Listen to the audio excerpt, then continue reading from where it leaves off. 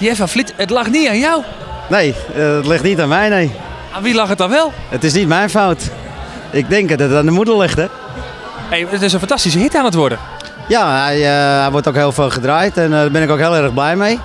En zo hebben we nog meer van die goede nummers opgenomen. Ja, ik zing wel al 20 jaar. En ik heb altijd opgetreden in kroegen en ja, op feesten en partijen. En nu ben ik met goede mensen in aanraking gekomen en een prachtig lied gemaakt. Was dit de grote droom? Ja, het is altijd een droom. Vooral de nummer 1 hit natuurlijk. Maar goed, wie weet ooit is. Wat kunnen we allemaal van je verwachten? Nou, in ieder geval de single is nu dan uit. En over 2 weken, 21 november, komt het album uit. En er staan 14 nummers op. En we zijn natuurlijk van plan om het land door te gaan en veel te gaan optreden.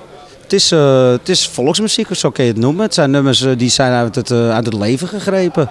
Uit jouw leven? Nou, niet uit mijn leven, maar je maakt allemaal natuurlijk dingen om je heen. Vooral als je ook wat ouder wordt en waar je je in herkent. En daar zing ik over. Wat is nou leuker? Is dat inderdaad dan voor een grote zaal? Of juist misschien wel dat feestje in die kleine kroeg?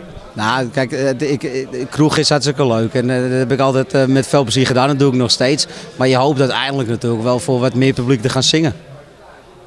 En waar ligt dan die passie? Ja, dat zit er gewoon in. Weet je, dat is heel moeilijk uit te leggen. Weet je kan me wakker maken om te zingen. En ja, dat is denk ik de passie.